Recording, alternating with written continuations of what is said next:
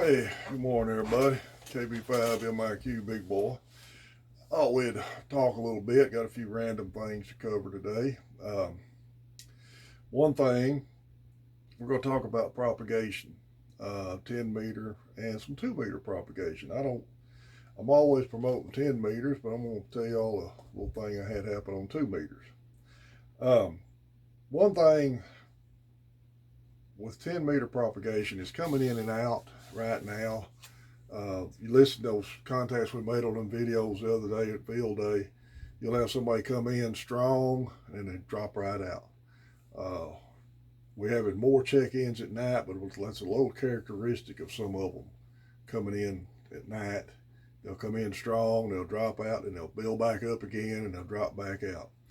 Um, so that's just a characteristic of 10 meters.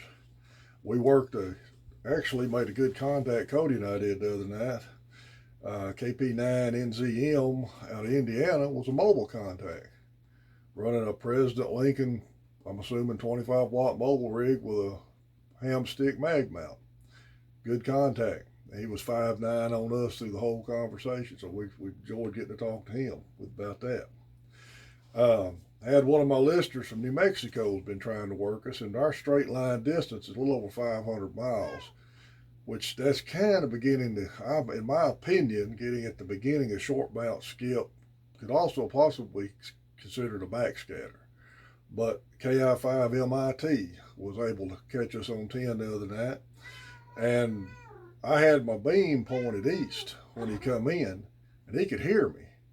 I went ahead and swung it back around west northwest, and I come up to like a 5'9" on him. So glad to get to talk to him. He's one of the listeners, and finally got to work him. Really appreciate it. I'm on some QSL cards I'm going to show y'all here in just a minute. But 10 meter propagation is always, until this band really, solar cycle really gets rolling good. Hey, Ham Radio Cat. It can do that. And actually, it's been kind of odd to just staying open at night a little longer. We're not hearing the Australian stations we was hearing at night a while back, but we are hearing all kinds of Florida stations and everything else on there, the East Coast. A lot of check-ins on the East Coast. Actually, I was able to get a Mississippi. I like 5 states, having worked hard from all 50 states, and I got one from Arkansas, and I'm going to talk about that in a minute on the 2 meter contact. And I've got a Mississippi station that's going to send us a card. I got to talk to him the other day. I think I had his call here, or what I did with it.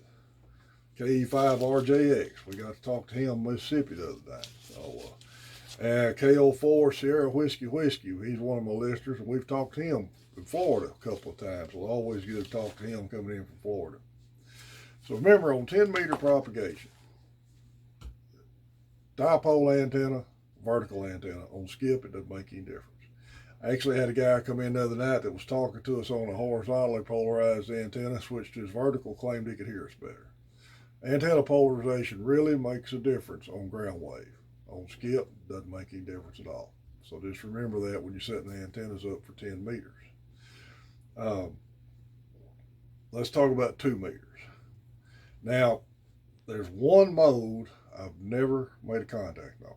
Don't spend a lot of time on it. In fact, I don't even have my antenna hooked up on it right now. I took it down. But I've never made a 2 meter sideband contact.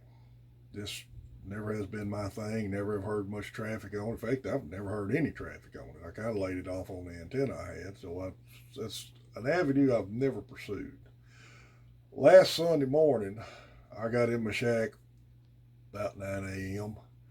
And I always monitor 146.52 in the shack. I very rarely monitor a repeater. I'm just not a big repeater guy. I like to use them, have them access to them, but I don't hang out on repeaters. It's just not my thing. But I do keep 146.52 monitoring all the time. And a lot of times, us local guys can use, especially me and Cody, we have a real good path between us on that. And you'll hear aeronautical stations on there. Cody's worked several aeronautical stations, so that's a big reason I monitor 5.2. Well, Cody been under the weather, and I thought, well, maybe he's in the shack. I just got on 5.2 and threw my call out, and if he's in there, he usually answers. Well, I had a guy answer me in Crossett, Arkansas. And then I had another guy come up, and I've got his call here. I got both for calls. What do I do with that?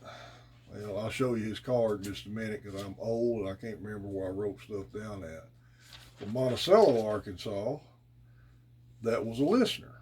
In fact, he had just commented on one of my videos. And I'm going to show you his card in a minute and I'll give you his call sign. The thing about that is, both of those contacts were over 160 miles from my location. And they were full quieting on me with my squelch set where I normally leave it set. And I was full quiet on them. And I think they were both running mobile. And of course, I've got a 3-element Yagi up 50 feet, a full 50 feet in the air, and I had it pointed east, which helped a lot. But 160 mile, 2-meter FM ground wave simplex contact. Probably had a little tropospheric ducting helping that, but one of the good things about UTEX, you do have access to 2 meters also, and if you go back through my videos, you'll find the plans to build that real inexpensive 3-element Yagi. It works really good. So I was really glad to get to talk to those guys. I'm going to show you one. That's where I got my Arkansas card from. I'm going to show you that card, give you his call sign in just a minute. Chris Howell, one of our winners from our last books, sent me a link, and I'm going to read it to you. I've got it wrote down here. It's got a lot of good information in it. A lot of PDF files you can download and print. I've printed a couple of them here. I'm looking at now one, how to build your own rotor. Look pretty interesting deal, especially you guys that are really handy, got a lot of parts laying around. You might be able to build your own rotor. And it's supposed to work good. And there's a deal on balance I'm working on reading.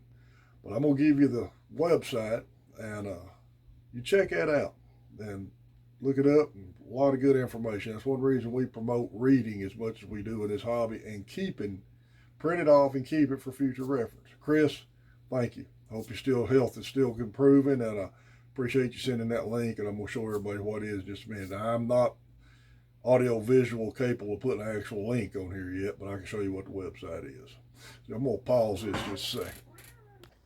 Okay, there's a link Chris was talking about, zs6wr.com. Check out that and look at the PDF files it's got on that there. All right, here's a couple of cards we got in. KO4 Sugar Whiskey is one of our listeners from Florida. We've talked to him a couple of times. And this is the Arkansas contact, KF5PCV. He's also a listener, and he's one of the ones I worked on a 2-meter simplex the other day. I was really glad to get to work him. So I do like getting these cards. I'm still not getting in as many as I send out, but I am still getting cards in, and I'm just fixing to send out about 5 more. So one thing about this hobby, I think, versus putting a bunch of certificates on the wall, is having cards on the wall. People see these, it's more of personal contact. I'm not knocking the certificates at all, but to me, they're sort of like bowling trophies. You show everybody, then they go, ooh, ah, that's great. But they come here and they see that you got all these cards individually from people.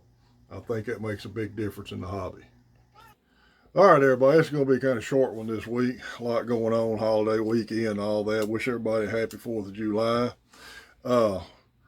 Remember your ham radio Facebook pages and club pages: 4 States Amateur Radio, Shreveport Amateur Radio, Dallas, Cowtown Amateur Radio, Ham Radio Flea Market Trading Post, Farmersville Amateur Radio, Texas Amateur Ham Radio, Amateur Radio Elmers. Tons of good Facebook pages.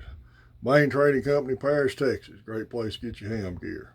Our roundtable picking up, so y'all get a chance to check in with us. We're on Mondays, Tuesdays, Thursdays, Friday nights, 7:30 Central Standard Time. We try to be on 28,450, but a lot of times that frequency is occupied, so look for us from 460 to 470 in that area. But I promise you we'll always be in the novice tech portion between 450 and 500. So remember, in my call sign, KB5MIQ, my email's posted on my QRZ page. Hope everybody has a great day. Thanks for everybody who subscribed. This is KB5MIQ, Big Boy 73.